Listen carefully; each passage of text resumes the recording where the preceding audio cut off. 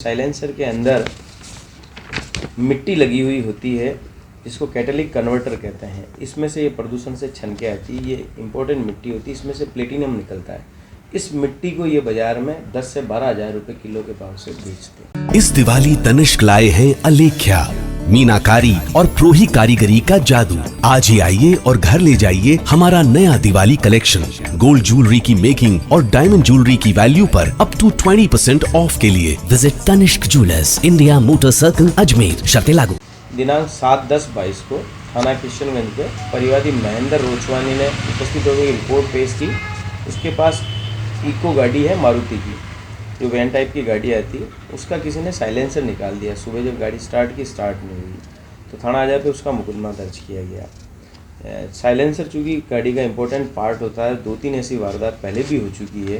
तो श्रीमान एसपी साहब ने, एडिशनल एसपी साहब सांगवान साहब ने इसको सीरियस लिया गया कि ये कहने को ये छोटी चोरी की वारदात है, लेकिन शहर में काफ़ी हो रही थी। तो मेरी थाना आजा की स्पेशल टीम ने, थाना आजा ने साथ में कामकाज किया, इसको डेवलप किया। तो 3 मुलजिम हैं, मान सिंह पुत्र सुमेर सिंह राजपूत और अल्ताफ पुत्र हमीद जाति मुसलमान निवासी जटिया किशनगंज, एक यादराम खटी जो कि यहाँ पे नर्सिंग स्टाफ में सरकारी नौकर है, और ये उसमें से जो साइलेंसर में से मिट्टी निकलती उसको खरीदने का मुलजिम है। इन तीनों को थाना आजा पे गिरफ्तार किया गया।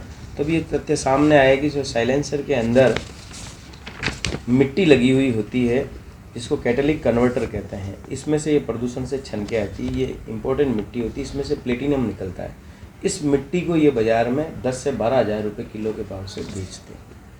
तो इस साइलेंसर में से मिट्टी निकाल के फिर साइलेंसर को डिस्ट्रॉय कर लेते हैं।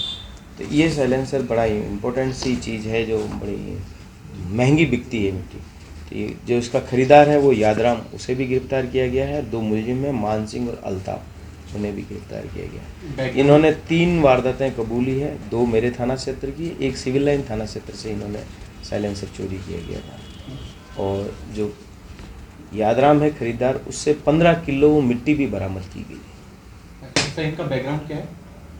बैकग्राउंड में ये एक तो ये दोनों मान सिंह और अल्ताफ है, ये तो सर्विस सेंटर का ही कामकाज करते हैं, गाड़ियों की सर्विस करते हैं, इसलिए इनको जानकारी थी ये चीज़ बिकती है।